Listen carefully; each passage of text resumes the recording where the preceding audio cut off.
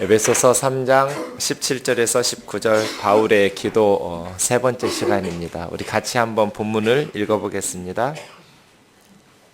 시작. 믿음으로 말미암아 그리스도께서 너희 마음에 계시게 하시옵고 너희가 사랑 가운데에서 뿌리가 박히고 터가 굳어져서 능히 모든 성도와 함께 지식에 넘치는 그리스도의 사랑을 알고 그 너비와 길이와 높이와 깊이가 어떠함을 깨달아 하나님의 모든 충만하신 것으로 너희에게 충만하게 하시기를 구하노라. 아멘. 17절 말씀에 보시면 뿌리가 박히고 이런 표현이 있죠. 너희가 사랑 가운데에서 뿌리가 박히고 나무에 비유하는 것입니다. 우리 개인의 인생 혹은 신앙 생활을 나무가 성장하는 것에 비교하는 것이죠. 나무가 건강하게 잘 자라기 위해서는 두 가지 요소가 반드시 필요합니다. 나무가 건강하게 잘 자라려면 뭐가 필요할까요? 물 필요하죠. 수분 필요합니다. 또요? 양분이 필요합니다. 햇빛도 필요하고 공기도 필요하고 거름도 주고 그렇죠.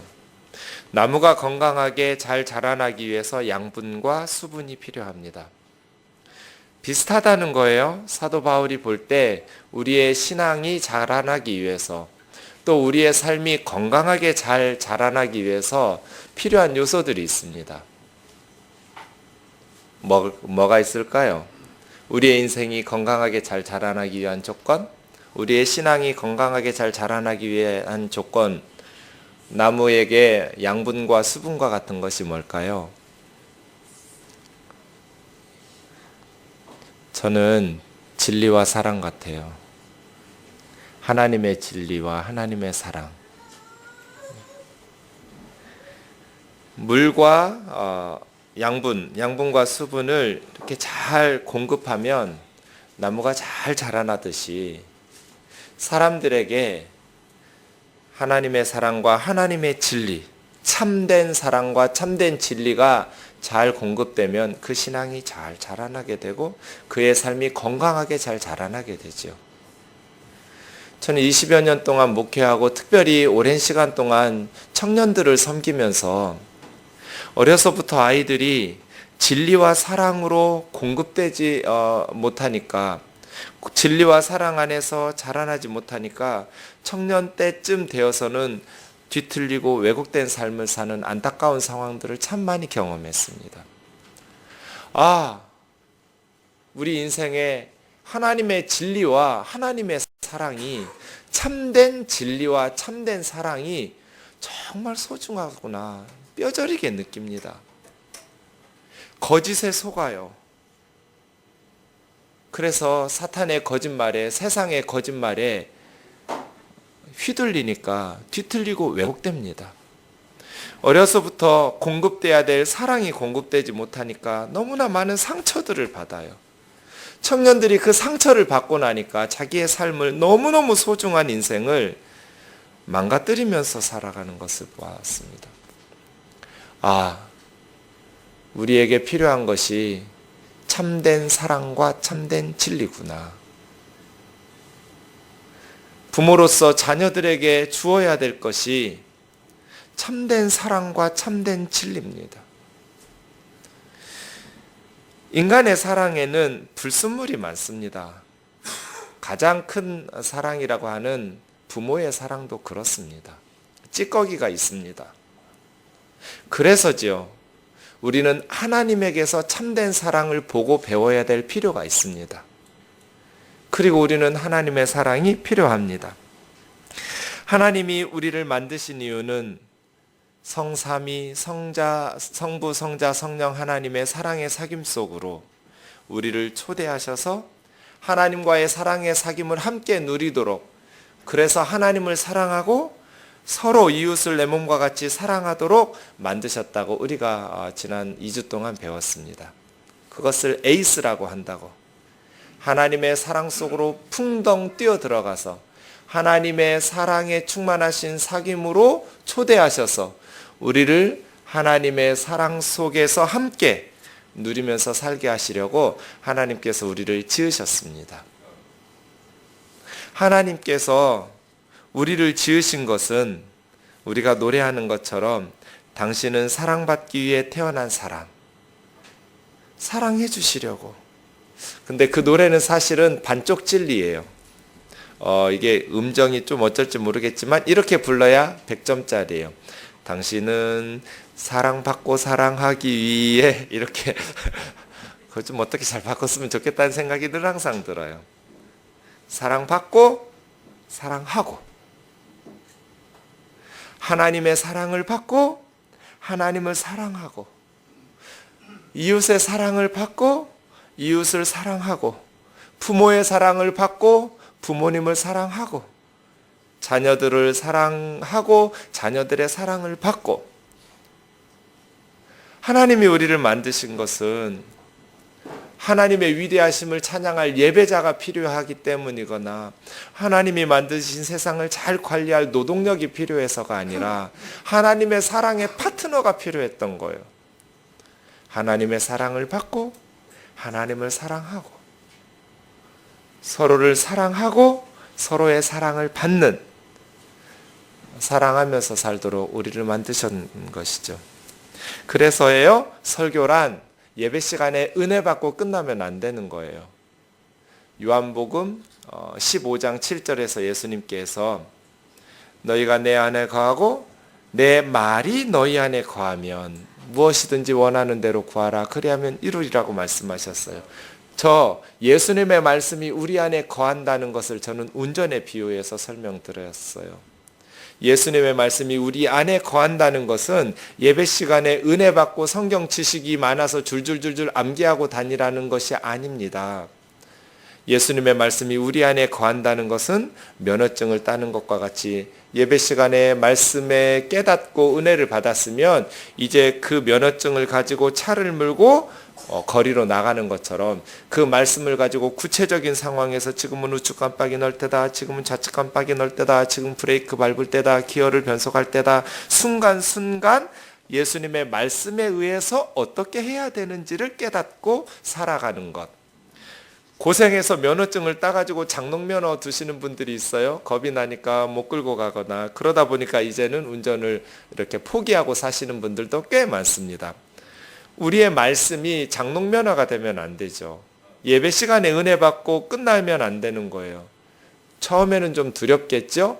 하지만 차를 끌고 거리로 나가서 초보 운전 딱지 붙여놓고 조심조심 능숙한 운전자 선배들의 좀 배려를 받으면서 하다 보면 점점 운전 실력이 늘어나서 능숙한 운전을 할 수 있는 것처럼 말씀도 마찬가지죠.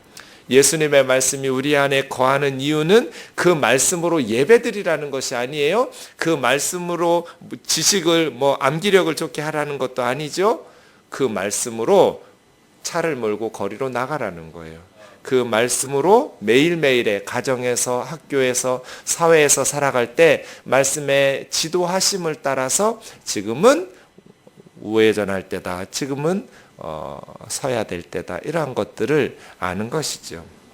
그래서예요, 우리가 지금 배우는 예수님의 말씀, 실천적 지식이 되어 살아있는 말씀이 되어야겠죠.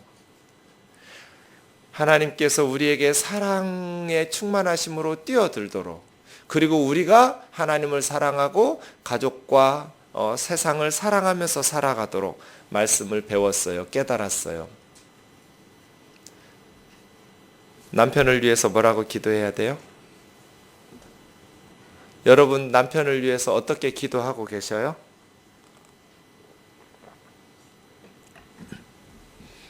거 보세요. 장롱면허잖아요.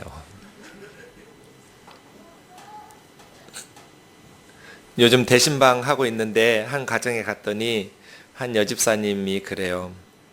온종일 성경 공부하는데 갈라디아서 공부가 우리 홈페이지에 있었던 거예요. 거기 내용 보니까 제가 그 얘기를 했다는 거예요. 아내를 위해서 하루하루 행복하게 살게 해달라고 기도를 바꿨다. 그 말을 들으면서 이렇게 따라 하신 거예요. 남편을 위해서 그렇게 기도하기 시작하신 거죠. 하나님, 우리 남편이, 나랑 사는 내 남편이 하루하루 행복하게 살게 해달라고. 며칠 후에 기적이 일어났어요. 남편이 웃기 시작했어요. 그 말씀 들으면서 너무 행복했어요. 이보다 더 좋은 선물이 어디 있을까? 남편이 웃기 시작했다. 저는 저를 믿지는 않습니다. 그런데 기도는 믿습니다. 하나님은 우리에게 기도를 들으시고 응답해 주시려고 기도하라고 말씀하신 신실하신 분이십니다. 기도의 능력을 모르니까 기도하지 않는 거예요. 해도 별 도움이 안 될 거라고 생각하니까 이것도 사탄의 괴계예요. 하나님은 응답하시죠. 우리가 기도하면 하나님께서 들으시고 하나님의 시간에 하나님의 방법으로 응답하시죠. 남편들은 자매들을 위해서, 아내들을 위해서 어떻게 기도하세요? 장롱면허로 만들지 말고, 내가 가장 원하는 것이 내 남편이, 나랑 사는 우리 남편이 행복하게 사는 거구나. 하나님께서 나에게 원하시는 것, 내가 하나님의 말씀대로 순종하면서 산다는 것, 그것은 내 기분대로 보복하고 미워하고 그렇게 남이듯이 사는 것이 아니라 하나님의 말씀에 순종하면서 사는 것, 그것은 남편을 사랑하는 거구나. 어떻게, 무엇부터 시작할까? 기도부터 시작하는 거예요. 하나님, 우리 남편이 하루하루 행복하게 살게 해달라고. 아이들을 위해서 무엇을 기도할까요? 가정을 위해서, 교회를 위해서 무엇을 기도할까요? 하나님께서 우리에게 가장 원하시는 것, 하나님을 사랑하고 혼신의 힘을 다해서 하나님 사랑하고 이웃을 사랑하면서 살아갈 수 있는 가정 되게 해달라고, 서로를 사랑하면서 살아갈 수 있는, 하나님 사랑하고 이웃을 사랑하는 가정 되게 해달라고 그렇게 기도해야 되는 것이죠. 장롱면허 만들지 마세요. 기도해 보세요. 그리고 순종하려고 하나님 앞에서 몸부림쳐 보세요. 기적은 반드시 일어납니다. 아이들이 변할 겁니다. 부모님들이 변할 겁니다. 하나님께서 기뻐하시는 일이기 때문이죠. 하나님께서 기뻐하시는 기도 제목이시기 때문이에요. 왜 사람들이 하나님과의 사랑에 풍덩 빠지지 못할까요? 이것이 지난주일 설교의 주제였습니다.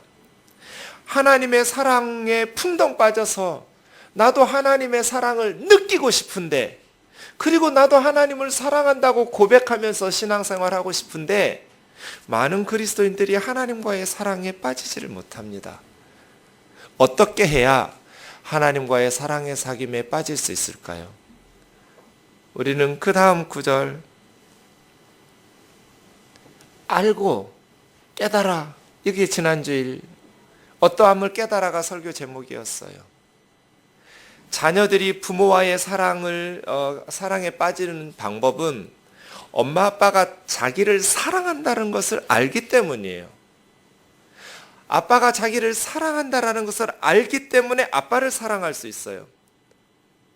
엄마가 자기를 사랑한다는 것을 깨닫고 엄마를 사랑하기 시작해요. 아빠가 자기를 사랑한다는 것을 알지 못하면 아빠를 사랑할 수 없어요. 우리 아버지가 나를 사랑하는구나. 이걸 느낄 때 아이들 마음에 감동이 있어서 아빠를 사랑하게 되죠. 마찬가지예요. 우리가 하나님의 충만하신 사랑 속으로 뛰어들어가려면 알아야 돼요. 깨달아야 돼요. 무엇을 알고 무엇을 깨달아야 되나요?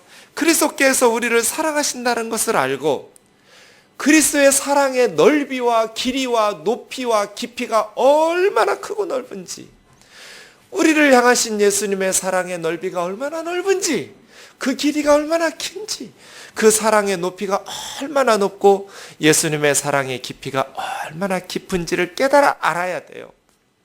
그래야 우리가 하나님의 사랑의 충만하심 속으로 들어갈 수 있어요. 그래서예요. 바울은 매우 구체적이고 실제적인 목회자입니다. 제가 늘 말씀드리지만 신학 연구실에서 교리를 써낸 사람이 아니에요. 구체적인 목회 현장, 선교 현장에서 하나님의 진리를 가르쳐 준 사람이에요. 하나님의 사랑의 충만하심 속으로 어떻게 뛰어가요? 기도를 하는데도 그냥 하나님과의 충만한 사랑에 빠지도록 기도하지 않았어요. 하나님, 에베소 성도들에게 충만한 사랑을 부어주세요. 하나님의 충만하신 사랑 속으로 뛰어들어가게 해주세요. 이렇게 기도하지 않고 에베소 성도들이 그리스도의 사랑을 알고 그 넓이와 길이와 높이와 깊이가 어떠함을 깨닫게 하셔서 하나님의 충만하심 속으로 들어가게 해달라고 이렇게 기도를 해요. 매우 구체적이에요. 그래서예요. 어떻게 하면 그리스도의 사랑을 할 수 있을까? 오늘 마지막 하나의 조건이 더 있어요. 17절을 주목해 보세요. 믿음으로 말미암아 그리스도께서 너희 마음에 계시게 하시옵고, 그리스도의 사랑을 알고 그 너비와 길이와 높이와 깊이가 어떠함을 깨달으려면 믿음으로 말미암아 그리스도께서 우리 마음에 계셔야 돼요. 그리고 이제 저는 다음 주에 18절에 능히 모든 성도와 함께 하면 4번에 걸친 이 설교를 마무리할 거예요. 오늘은 믿음으로 말미암아 그리스도께서 너희 마음에 계시게 하시옵고, 우리 스스로 사랑의 발전기를 뽑아낼 수가 없어요. 사랑하면서 살고 싶죠. 행복한 가정 이루며 행복한 교회 다니고 싶어요. 행복한 학교, 행복한 나라, 행복한 삶을 살고 싶어요. 그것을 원하지 않는 사람이 누가 있어요? 그런데 우리 속에는 행복의 발전기가 없다는 것을 기억하셔야 돼요. 우리 안에 있는 사랑, 우리 안에 있는 사랑의 발전기는 찌꺼기와 불순물이 있다는 것을 기억하셔야 돼요. 그래서예요. 그리스도께서 우리 마음에 계셔야 돼요. 우리가 하나님과 나누는 사랑은 인간적인 사랑을 가지고 나누는 게 아니에요. 우리가 하나님과의 사랑에 충만한 사랑 속에 빠지려면 먼저 조건이 있어요. 믿음으로 말미암아 그리스도께서 우리 마음에 계셔야 돼요. 그래야 지식에 넘치는 그리스도의 사랑을 깨달을 수 있어요. 지식으로 설명할 수 없는 지식에 넘치는 그리스도의 사랑을 알게 돼요. 그리고 그 사랑의 넓이와 길이와 높이와 깊이를 깨닫게 돼요. 그래서 하나님과의 사랑의 사귐 속으로 들어가게 돼요. 그래서 우리가 사랑으로 충만하게 돼요. 그래서 첫 번째 조건이 뭐예요? 믿음으로 말미암아 그리스도께서 우리 마음속에 계셔야 돼요. 그래서 우리 속에 그리스도께서 사랑의 발전기를 돌리시는 거예요. 우리가 가지고 있는 인간적인 사랑의 발전기를 돌리는 것이 아니라 우리 안에 계신 예수 그리스도께서 우리 안에서 사랑의 발전기를 돌려주셔서 사랑의 에너지가 솟아나게 하시는 것이죠. 어떻게 하면 그리스도께서 우리 마음에 계실 수 있습니까? 믿음으로 말미암아요.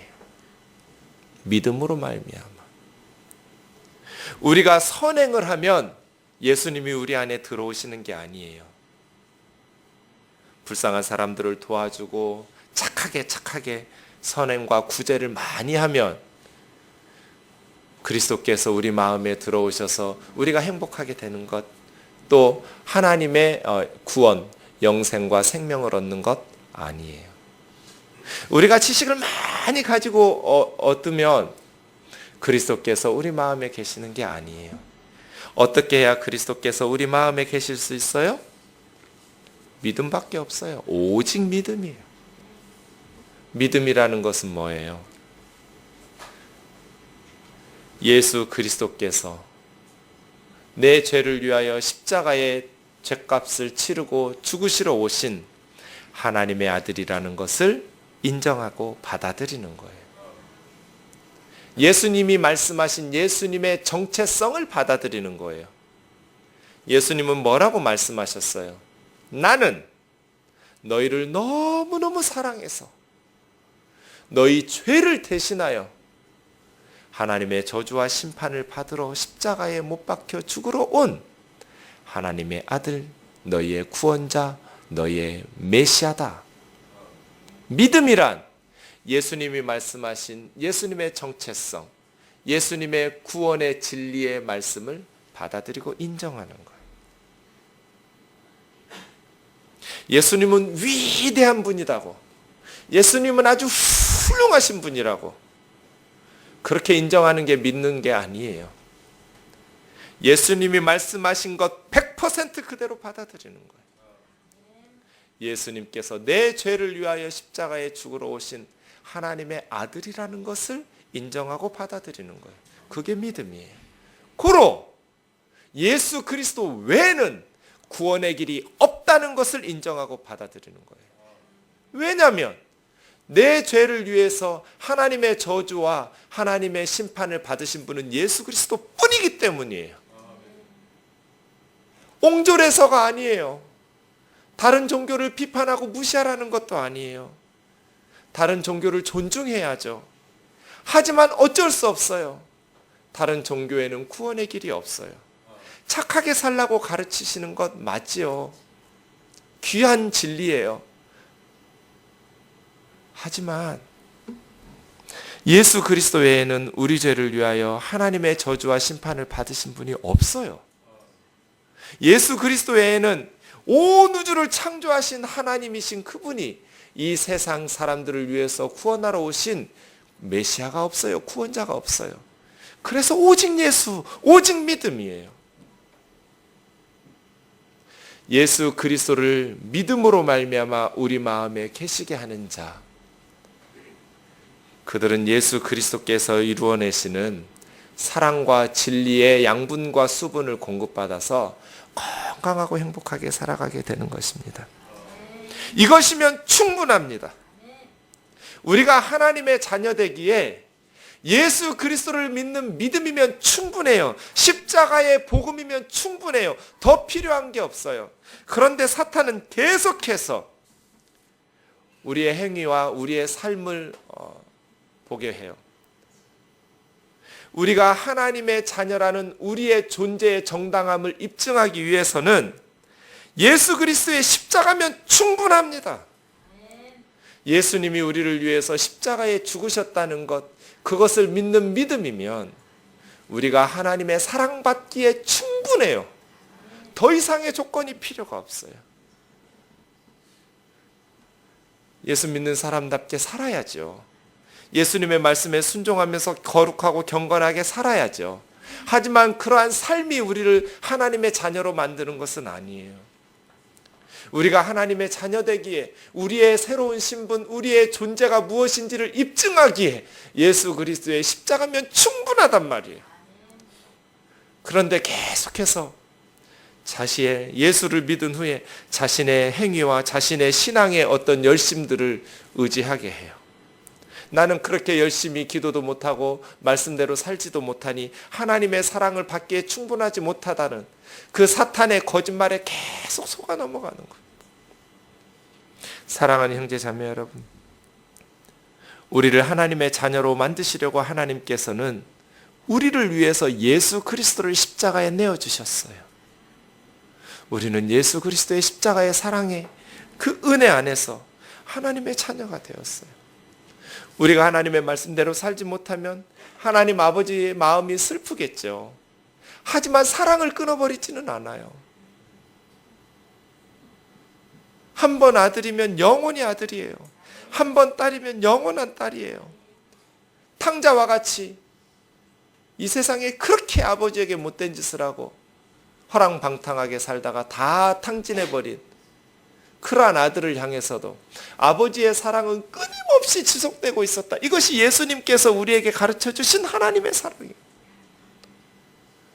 아버지는 날마다 동구 밖에 나가서 아들이 돌아오기만 기다리고 있어요.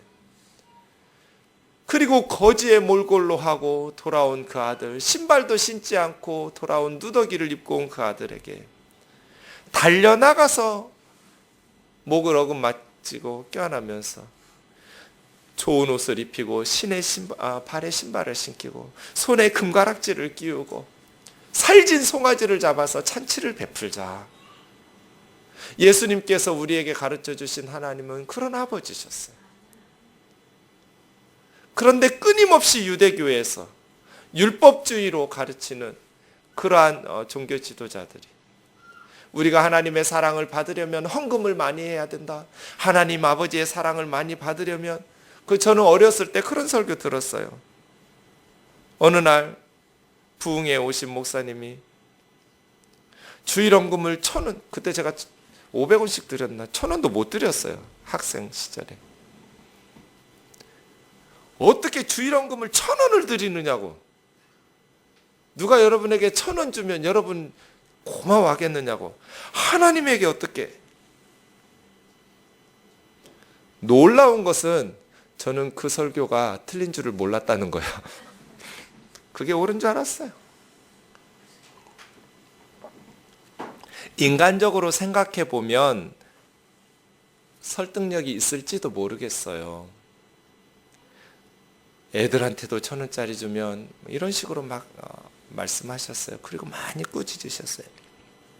그러면서 무슨 복을 받을 생각을 하느냐고.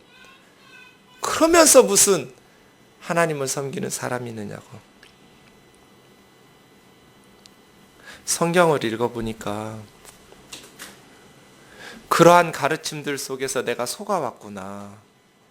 하나님은 너무나 좋은 아버지신데, 우리 하나님은 너무너무 좋은 아버지인데, 그 아버지의 사랑보다는 예수 그리스도를 믿음으로 말미암아 내 마음에 모셨는데도 불구하고 계속해서 율법적 행위에 의존하는 신앙생활을 하게 나를 올감했었구나.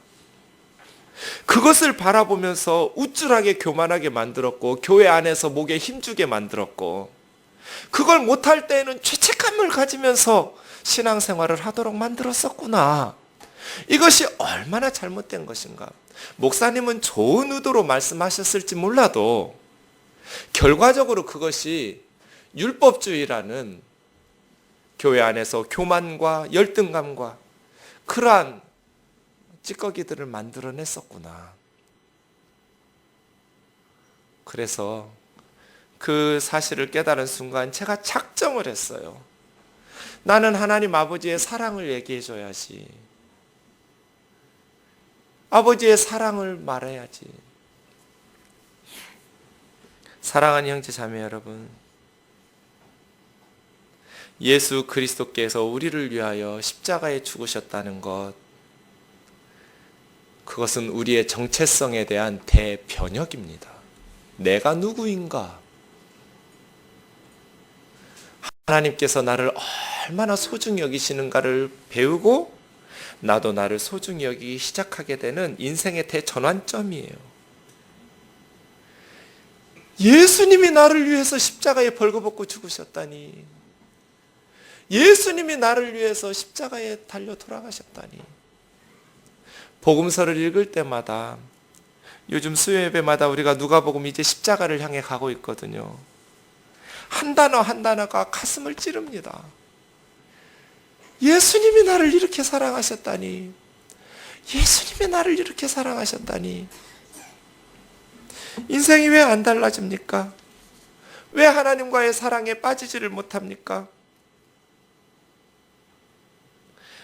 예수님이 우리를 얼마나 사랑하시는지를 깨닫지 못하고 믿음으로 말미암아 그리스도께서 우리 마음에 계시는데, 그리고 그 계시는 그리스도 안에서 내 마음속에서 일으켜내시는 예수 그리스도의 그 사랑의 발전기들을 깨닫지 못하도록, 예수님을 영접하고 하나님의 자녀 될 때는 믿음으로 시작했다가 이제 하나님의 사랑의 충만하심을 누리지 못하도록 믿음으로 시작한 신앙생활이 계속해서 율법과 행위로 전환돼 버렸기 때문이에요. 예수 그리스도를 신뢰하던 그 믿음으로 시작했던 신앙생활이 예수 그리스도로 유지되지 못하고 자기 행위로 유지되려고 하기 때문에, 행위로 시작하기 때문에, 행위로 인정받으려고 하고 행위로 사랑을 받으려고 하기 때문에 하나님의 충만하신 사랑을 누리지 못하는 거예요. 사랑하는 형제 자매 여러분, 믿음으로 말미암아 그리스도께서 여러분 마음에 계시게 하시기를 주의 이름으로 축원합니다. 그러면 그리스도께서 우리를 향하신 그 사랑을 깨닫고 하나님의 사랑 속으로 우리는 풍덩 뛰어 들어가게 됩니다. 이것이 첫 단추예요. 믿음으로 말미암아 그리스도께서 너희 마음에 계시게 하시옵고. 사탄의 괴계, 사탄의 거짓말이 여기에서도 집중 공격하겠죠? 예수 그리스도를 믿지 못하게 하려고. 고린도후서 4장 3절과 4절 말씀과 같이 이 세상의 신이 너희들의 마음 눈을, 세상 사람들의 마음의 눈을 가리워서 그리스도의 복음의 영광의 광채를 보지 못하게 하는. 왜 사탄이 그렇게 역사하지 않겠어요? 이 세상의 신이 그리스도의 복음에 있는 그 복음의 영광의 광채를 비추지 못하도록 너희들의 마음 눈을 가리지 못하도록. 예수 그리스도를 믿는 것은 너무나 분명합니다. 남녀노소, 빈부귀천 누구를 막론하고 예수 그리스도를 믿을 수 있습니다. 구원이 돈 내고 얻는 거라면 가난한 사람은 못 얻겠죠. 천국을 시험 보고 입학한다면 무지한 사람들은 못 들어가겠죠. 그러나 예수 그리스도를 믿는 것은 누구나 가능해요. 이건 역사예요. 누구나 가능해요. 너무나 쉬워요. 어떤 신앙적인 신비적인 기도 응답과 체험을 하지 않아도 믿을 수 있어요. 누구든지 예수 그리스도를 믿는 게 정상이에요. 바울은 그 답답함을 토로하는 거예요. 누군가 예수 그리스도를 믿지 않는다면 이 세상의 신이 그들의 눈을 가리웠기 때문이다. 왜요? 예수 그리스도를 믿는 것은 너무나 당연하기 때문이죠. 제자들이 어떻게 예수님을 믿게 되었나요? 그 사람들은 타고나기를 믿음이 좋았나요? 그렇지 않습니다. 믿을 수밖에 없었어요. 예수님께서 십자가에 달리시기 전날까지 제자들은 십자가를 믿지 않았던 사람들이에요. 거듭거듭 예루살렘에 올라가서 내가 십자가에서 죽임을 당하고 다시 사흘 만에 부활할 것이라고 가르치셨지만 제자들은 믿지를 않았어요. 그리고 예수님과 하는 마지막 저녁 식사 최후의 만찬 자리에서도 서로 누가 크냐고 싸웠어요. 왜냐? 예수님이 곧 예루살렘에 도착하셨으니 메시아의 왕국을 건설하실 것으로 기대했어요. 예수님이 왕이 되시면 누가 실세가 될 거냐? 열둘이 서로 싸운 거예요. 그럼 예수님이 고난받으신다, 십자가에 돌아가신다라는 말씀들을 제자들은 어떻게 이해했을까요? 제자들은요, 아마 예수님이 하도 비유의 말씀들을 많이 하시니까 십자가를 비유처럼 받아들인 것 같아요. 그렇게 희생하면서 살라는 말씀이겠거니, 세상을 사랑하면서 살라는 말씀이겠거니, 정말로 십자가에서 돌아가실 줄은 꿈에도 생각하지 못했어요. 그래서 마지막 날 밤까지 서로 싸웠어요. 그런데 예수님이 진짜 십자가에 돌아가셨어요. 두려워서 숨었죠. 그런데 정말 문을 꼭꼭 걸어 잠근 그 방 안으로 예수님께서, 부활하신 주님께서 들어오셨어요. 샬롬 엘레힘, 너에게 샬롬이 있기를. 유령을 보는 것 같았어요. 두려웠어요. 그 자리에 도마가 없었어요. 나중에 도마라는 제자가 있었던 그 방에 예수님이 다시 나타나셨어요. 컴온 도마, 내 못자국 난 손과 창자국 난 옆구리를 만져보거라.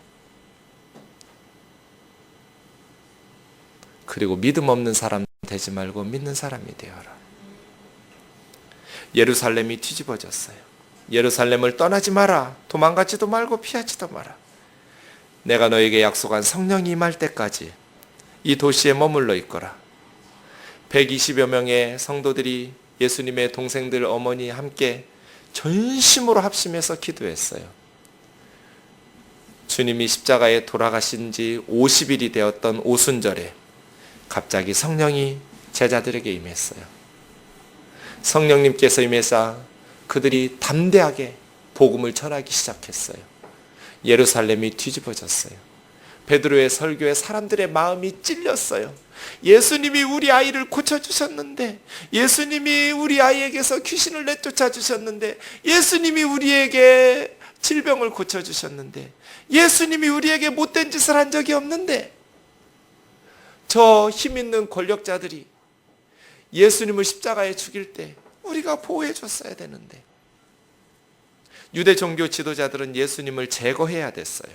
왜 제거해야 됐어요? 예수님이 성전에서 난동을 피웠어요. 그리고 그들의 죄악을 들추어내셨어요. 너희 속에는 썩은 시체 냄새가 나는데 겉으로만 페인트 칠해서 회칠한 무덤과 같이, 겉으로는 거룩하고 경건한 척하면서 말씀을 가르치는 서기관들이요, 바리새인들이요, 그들의 위선을 들춰내셨어요. 예루살렘 성전이 강도의 소굴로 변했다고, 문헌에 보니까 밖에서보다 7배까지 비싼 짐승들을 사다가 희생제사를 바쳤어요. 성전의 이방인의 뜰에서 비싼 돈을 주고 동물들을 사다가 바치지 않으면 제사를 침례해주지 않아요. 밖에서는 로마 황제의 얼굴과 로마의 이방인의 글씨가 새겨진 동전을 사용하죠. 그런데 성전에 가려면 남자들은 반세겔씩 세를 내야 돼요. 그러면 환전을 해야 돼요. 성전에서 밖에서 사용하는 로마 동전을 받지 않으니까. 아무것도 그려져 있지 않은 은전이나 동전이나 금화를 받았어요. 환전이 필요해요. 엄청난 수수료를 받았어요. 만민이 기도해야 될 하나님의 집을 강도의 소굴로 만들어지는 것을 보고 예수님께서 분노하셨어요. 다 뒤집어 부셨어요. 어떻게 해야 돼요? 체포해야죠. 예수라는 청년을 체포해야 돼요. 성전의 경찰들 질서 유지를 위해서 거기에 대기하고 있던 경찰들을 동원해서 체포해야죠. 체포를 못했어요. 왜 예수님을 체포하지 못했어요? 이렇게 선전에서 난동을 피운 사람이 이스라엘 역사 이래 없었어요. 그런데 체포하지 못했어요. 왜냐하면 무리들이 예수님을 보호해 주었어요. 틀린 말 없다. 여기가 강도의 소굴이 된 것 아니냐. 그런데 6월절 밤에 자기들이 6월절 만찬을 지내느라고 방 밖으로 나오지 못하고 각각 방에서 들어가서 6월절 만찬들을 하고 있을 때, 그 다음 새벽에 예수님은 겟세마네에서 체포됐고 전광석화 같이 불과 몇 시간 만에 재판 끝내놓고 사형을 집행했어요. 한나절도 걸리지 않았어요. 무리들이 예수님을 저렇게 보내면 안 되는데, 제자들이 증거하기 시작했어요. 우리 예수님이 너희들 가운데 행하면서 온갖 선한 일을 행하셨고 성령의 능력을 힘입어서 하나님의 사랑을 너희에게 베풀었는데, 너희가 저 불법자들의 손을 빌어서 나사렛 예수를 죽였다. 그러나 하나님께서 다시 살리셨다. 우리가 그 부활의 증인이다. 사람들의 양심이 찔렸어요. 그리고 3,000명, 5,000명씩 회개하고 예수를 믿기 시작했어요. 예루살렘이 발칵 뒤집어졌어요. 유대 종교 지도자들이 큰일 났어요. 어떻게 해야 돼요? 둘 중에 하나를 해야 돼요. 첫 번째 방법이 뭐예요? 예수님의 시체를 들이대야 돼요. 부활은 무슨 부활? 예수 여기 있다. 무슨 부활이냐? 그런데 무덤이 비어버렸어요. 제자들이 떠들고 다녀요. 뭐라고 떠들고 다녀요? 너희가 무덤을 지키고 있지 않았느냐? 예수님 부활하셨다. 그럼 유대 종교 지도자들은 뭐라고 대답해요? 니들이 훔쳐갔잖냐? 제자들이 뭐라고 그래요? 너희가 지키고 있지 않았냐? 우리 안 지켰다. 이게 아니에요? 새벽에 졸려서 잤다. 그 무거운 큰 돌문을 여는 동안 너희가 깨지 않았다고? 깊이 잠들었다. 우리가 들어가서 예수님의 세마포와 그 수의를 그대로 벗겨놓고 예수님 알몸만 가져갔다고? 제가 대학교 2학년 때 2000년 전에 로마 형법을 공부한 적이 있습니다. 예수님의 십자가가 궁금해서. 로마 황제 중에 무덤을 도굴하면 사형이라는 칙령을 내린 황제가 있어요. 로마 제국 사람들은 망자에 대한 예의를 매우 중시했던 사회입니다. 그래서 그 안에 들어가서 도굴하거나 훼손하면 사형이에요. 그런 시퍼런 법이 유지되고 있는데 군사들이 지키고 있는데 제자들이 들어가서 예수님의 무덤을 열고 그 큰 돌문을 열고 들어가서 예수님의 수의를 풀고 알몸을 가지고 왔겠어요? 아니면 수의째 가지고 도망가겠어요? 요한복음에 보면 요한이 예수님의 부활을 믿었던 것은 그 빈 무덤 속에 들어가 보고 나서 믿기 시작했어요. 왜냐하면 정확히 봤는데 예수님의 몸을 쌌던 수의와 수건이 그대로 있었어요. 여기서 몸만 쑥 빠져나가신 거예요. 그러면 수의와 수건은 그대로 푹 가라앉겠죠. 제자들이 그렇게 말하기 시작하는 거예요. 그런데 유대 종교 지도자들은 너희들이 훔쳐갔다. 제자들이 뭐라고 말했겠어요? 우리를 그렇게 용감한 사람, 의리 있는 사람들로 말해줘서 고마워. 그러나 사실은 그렇지 않아. 우리는 죽을까 봐 두려워서 숨어 있었어. 두 번째 방법은 뭡니까? 유대 종교 지도자들은 예수님의 시신을 보여주지 못했어요. 예수님의 시신을 보여주면 부활, 예루살렘에서 일어나고 있는 기독교 운동을 쉽게 잠재울 수 있었는데 그렇게 하지 못해서 두 번째 방법을 사용했죠.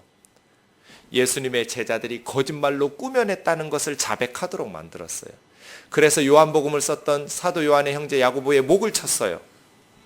그런데 어분하고 평범한 사람들인 줄 알았던 이 예수의 제자들이 달라졌어요.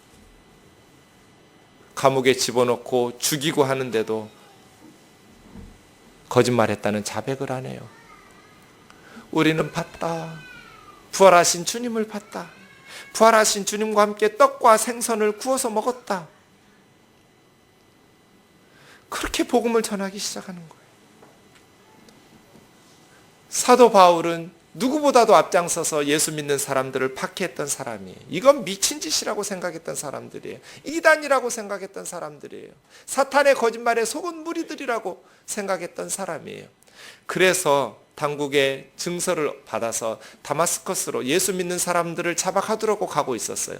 정오쯤 되었어요. 밝은 빛이 비쳤어요. 나중에 확인해 보니까 함께 갔던 군인들은 빛은 같이 보았는데 소리는 못 들었대요. 그런데 자기는 분명히 들었어요. 샤울 샤울 말라데핀니 사울아 사울아 네가 어찌하여 나를 박해하느냐. 그 소리를 향해서 물었어요. 주여 누구십니까? 나는 네가 박해하고 있는 나사렛 예수다. 깜짝 놀랐어요. 예수 믿는 사람들을 자박하도록 하고 있었는데 가던 도중에 예수님을 만났어요. 직가라는 곳에 가서 아나니아라는 사람을 찾아가거라. 앞을 보이지 않아서 더듬거리면서 아나니아라는 사람을 물어 가서 그에게 세례를 받고 그리스도인이 되었어요. 그리고 유럽을 뒤집어 엎었어요. 저는 그래서 예수님을 믿어요. 바울이 거짓말하는 것 같지가 않아요. 어제 중고등부 동계 수련회에 가서 말씀을 전했어요. 애들이 물어요. 목사님, 바울이 거짓말했으면 어떻게 돼요? 너희랑 나름 망한 거다. 우리 속은 거야. 그런데 나는 20년을 성경을 공부하고 역사를 공부하면 공부할수록 과학을 공부하면 공부할수록 한 문장도 이게 거짓말이 아니다. 나는 바울이 거짓말하고 있는 것 같지가 않다. 거짓말은 그렇게 하지 않는다. 대학 다닐 때 수없이 제가 이단하고 대자보 논쟁하면서 싸웠던 사람이에요. 통일교회 문선명하고 싸우고 JMS의 정명석하고 싸웠어요. 몇 달씩 싸웠어요. 살해 협박도 많이 받았어요. 그런데 사기는 그렇게 쳐요. 문선명이처럼. 예수님처럼 사기치지를 않아요. 예수님의 제자들처럼 사기치지를 않아요. 그래서 어제 제가 3시간 동안 아이들에게 설교하고 왔거든요. 너희에게 필요한 건 예수 그리스도의 진리와 예수 그리스도의 사랑이다. 너희는 너무너무 소중하다. 공부를 잘하든지 못하든지 세상의 거짓말, 사탄의 거짓말에 속지 마라. 세상은 공부 잘하고 시험 잘 봐야 좋은 직장도 주고 많은 월급도 주지만 하나님의 진리는 그게 아니다. 열심히 실력을 길러서 예수 그리스도의 사랑과 예수 그리스도의 진리를 세상에 공급하는 인생을 살아라. 사랑하는 형제 자매 여러분, 믿음으로 말미암아 그리스도께서 우리 마음에 계신 것은 성령의 능력 안에서 부어지는 은혜지만 너무너무 자명한 사실이에요. 누구도 믿을 수 있어요. 믿지 않는 게 오히려 기적과도 같이 이상한 거예요. 왜냐하면 역사잖아요. 한두 사람이 그렇게 할 수 있어요. 그런데 그 많은 크리스찬들이 초대교회에 산채로 껍질 벗겨 죽이고 돼지 기름을 짜듯이 사람의 기름을 짜가지고, 이거 크리스찬들이 쓴 말이 아니에요. 안 믿는 사람들이 기독교인들을 조롱하면서 쓴 말이에요. 크리스찬들을 기름을 짜가지고 저녁에 횃불을 밝히는 그 횃불 기름으로 썼대요. 수많은 사람들이 순교를 왜 당했을까요? 진리의 힘이에요.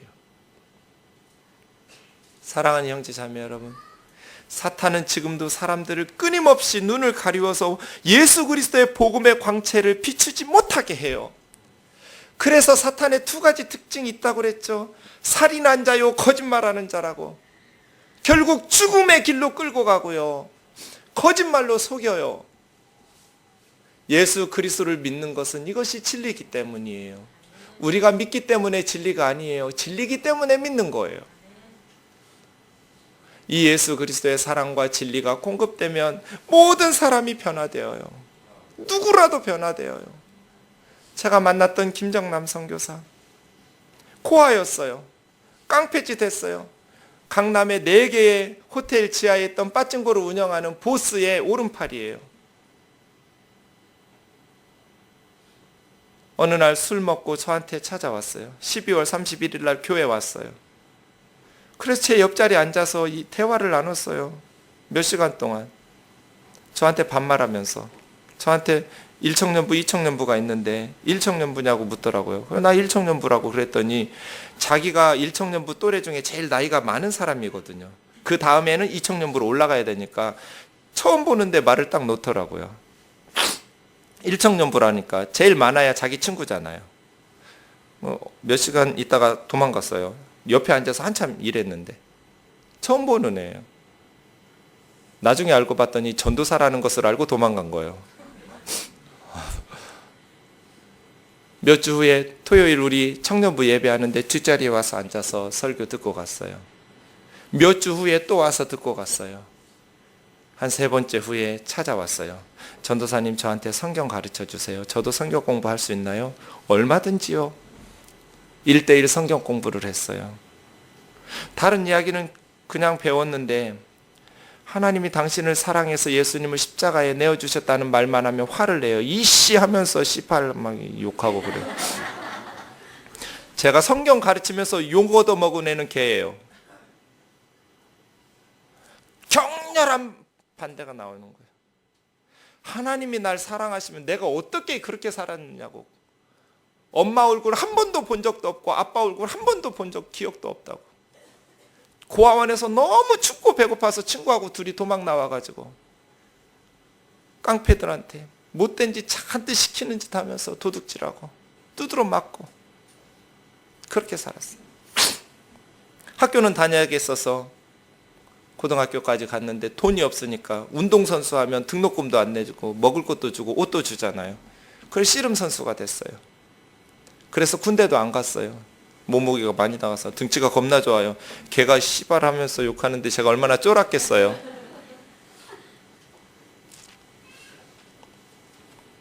근데 어느 날 전화가 왔어요. 새벽에. 전도사님 주무시죠? 알면서 왜 깨우냐? 제가 해 뜰 때까지 기다리지를 못하겠어요. 어젯밤에 11시쯤 자려고 침대에 딱 누웠는데 갑자기 예수님의 사랑이 폭포수처럼 자기 침대 위에 쏟아졌대요. 몇 달 동안 그렇게 안 믿어졌는데 자려고 누웠는데 하늘에서부터 예수님의 사랑이 무슨 별빛 쏟아지듯이 폭포수처럼 쏟아졌대요. 너무 좋아가지고 번쩍 일어나서 막 화장실로 거실로 막 걸어 다녔어요. 근데 이 기쁜 소식을 알릴 사람이 하나 있는데 자고 있어요. 그래서 깨울 수밖에 없었어요. 아침에 눈 뜨고 제가 가봤어요. 그 집에 갔더니 얘가 저한테 두꺼운 노트 서너 권을 줘요. 그 노트들을 열어봤더니 거기에 말씀들을 썼어요. 성경 공부 가르친 내용도 쓰고 찬송가 가사도 쓰고 저하고 성경 공부한 내용도 쓰고 거기다 욕도 쓰고 정전도사 미친놈 이게 말이 돼? 안 믿어진다고 막 힘들다고 뭐. 그러면서 볼펜으로 쓰고 형광펜으로 막 다 또 이렇게 다 써 있어요. 얘가 이렇게 노력했구나. 하나님의 사랑을 믿고 싶었구나. 예수님이 자기를 사랑한다라는 것을 믿고 싶었구나. 그래가지고 몇 주 후에 전사님, 제가 대학을 못 나왔잖아요. 그렇지, 네가 무식하지. 저 이제 새로운 삶을 살아야 된다. 대학 얘기하기 전에 전사님, 저 예수 믿으면서 계속 그 직업 하면 안 되죠. 제가 먼저 말한 게 아니에요. 본인이 먼저 말한 거예요. 안 되지. 예수 믿는 사람이 조폭을 할 수는 없지. 그냥 회장님이, 보스를 회장님이라고 부르더라고요. 회장님이 교회 주일에 안 빠지게 해준대요. 주일에 예배 시간에 언제나 회사 안 나와도 된대요. 저 그래도 그 일 계속하면 안 되죠. 안 되지. 예수 믿는 사람들이 그 나쁜 짓을 할 수는 없지. 몇 주 후에 또 왔어요. 전도사님, 회장님 이제 주일에는 출근 안 해도 된대요. 하루 종일 교회에서 주일 성수해도 된대요.